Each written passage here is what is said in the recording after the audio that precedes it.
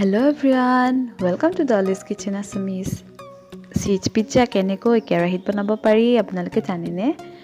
যদি আপুনি এতিয়ালৈকে গম পোৱা নাই cheese pizza বা যিকোনো পিজ্জা আমি ঘৰত বনাই খাব পাৰোঁ যদিহে আমাৰ অভেন নাই তেতিয়াহ'লে আপুনি মোৰ ৰেচিপিটো চাই থাকিব। এতিয়া ছ'চিয়েল মিডিয়াত পিজ্জাৰ ফটোবোৰ ভাইৰেল হৈ আছে আৰু আপোনাৰ 250 টকা বা 300 টকা এটা পিজ্জাত খৰচ কৰিবলৈ মন নাযায় নহয়নে? কিন্তু ল'ৰা ছোৱালীহঁতেতো খাবলৈ বিচাৰে তেতিয়াহ'লে আপুনি সিহঁতক এনেকৈ ঘৰতে চিজ পিজ্জা বনাই দিব পাৰিব আৰু আপোনাৰ ইয়াত 50 টকা বা 100 টকাতকৈ বেছি খৰচ নপৰে।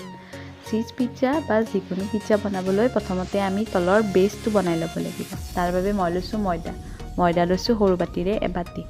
ময়দাৰ লগতে এয়া লৈছোঁ মই সৰু চামুচেৰে 1 চামুচ বেকিং পাউডাৰৰ পিছতে এয়া মই লৈছোঁ 1 চিকুট খোৱা ছ'ডা যিটো খাৰ খাবলৈ ব্যৱহাৰ কৰোঁ আমি সেইটো ছ'ডা আৰু এয়া লৈছোঁ অকণমান নিমখ। তাৰপিছত ইয়াত লাগিব দৈ 4 চামুচ লৈছোঁ। দৈটো লাগিবয়ে, খুবেই প্ৰয়োজনীয়। দৈ নহ'লে পিজ্জাৰ বেছটো আমাৰ এই ৰুটিৰ নিচিনা হ'ব, ভাল নালাগিব খাই। এয়া লৈছোঁ চেনি, কাৰণ দৈত অকণমান টেঙা থাকে, চেনি দিলে টেষ্টটো বেলেঞ্চ হয়। আৰু এইখিনি এতিয়া চামুচৰ সহায়ত ভালদৰে এনেকৈ মিক্স কৰি লৈছোঁ।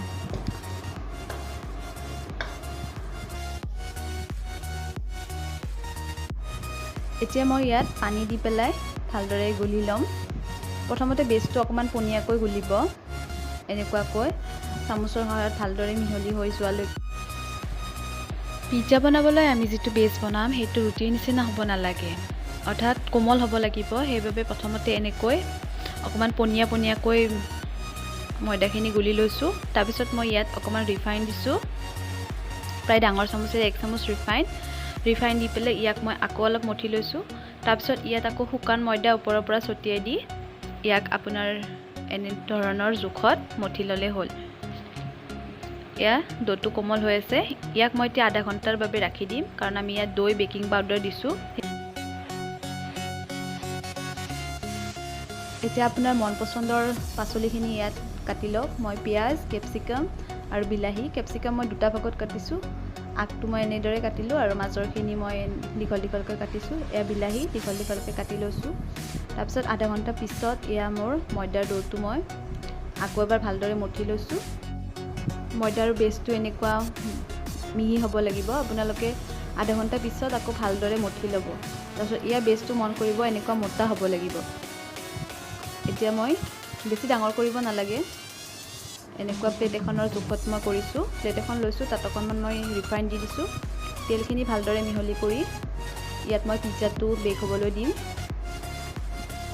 আৰু এইখন এতিয়া হাতেৰে এনেকৈ বহল কৰি দি থাকিব আৰু ছাইডটো এনেকৈ হেঁচি দিব যাতে আমাৰ পিজ্জা চচ যিবোৰ আমি ইউজ কৰিম সেইবোৰ যাতে বাহিৰত ওলাই নাযায়।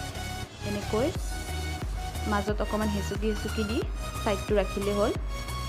তাৰপিছতে ইয়াত এতিয়া এখন মই কাটা চামুচৰ সহায়ত ফুটা কৰি দিম, নহ'লে ভিতৰৰ ফালে ফুলি আহিব পাৰে। এতিয়া মই ইয়াত লৈছোঁ ছেজৱান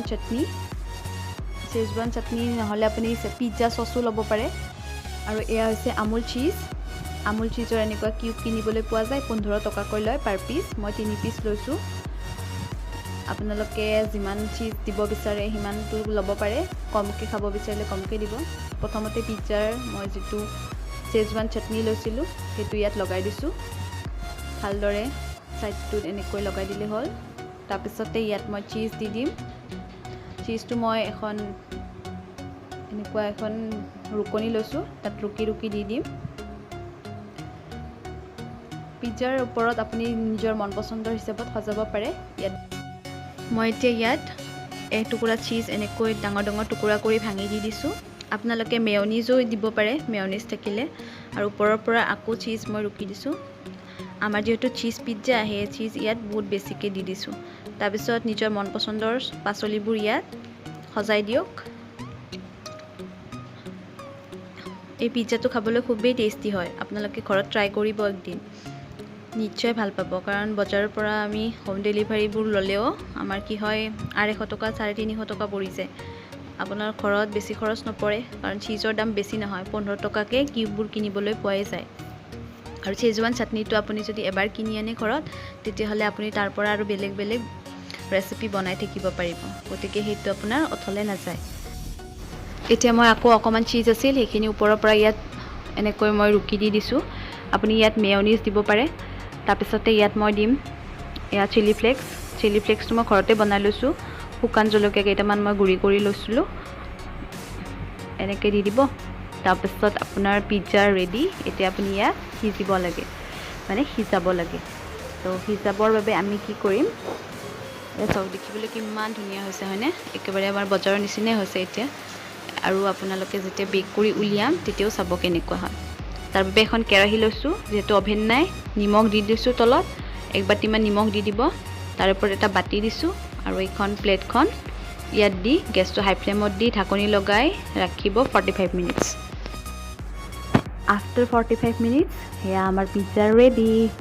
আপোনালোকক মই দেখুৱাম তলৰ ফালৰ পৰা কেনেকুৱা হৈছে চাই থাককচোন সেয়া পিজ্জা দেখিবলৈ যেনেকুৱা হৈছে খাবলৈ কিন্তু ঠিক তেনেকুৱাই হৈছিল ইয়াক কাটক আপোনাৰ মন পচন্দৰ শ্বেপত কাটক পিজ্জা কাটাৰ থাকিলে বেছি ভাল হ'ব পিচকেইটা মই চুৰিতে কাটি দিলোঁ আৰু এয়া চাওক আমাৰ পিজ্জা খুব ধুনীয়াকৈ সিজিছে আৰু ইয়াৰ তলটো মই দেখুৱাইছোঁ এয়া চাওক তলৰ পিনে ঠিক কিনি অনাৰ নিচিনাই হৈছে নহয়নে তেতিয়াহ'লে আপোনালোকে কম খৰচত এনেকৈ চিজ পিজ্জা ঘৰত বনাই খাব আৰু মোক জনাব মোৰ ৰেচিপিটো কেনেকুৱা আছে থেংক ইউ ফৰ ৱাচিং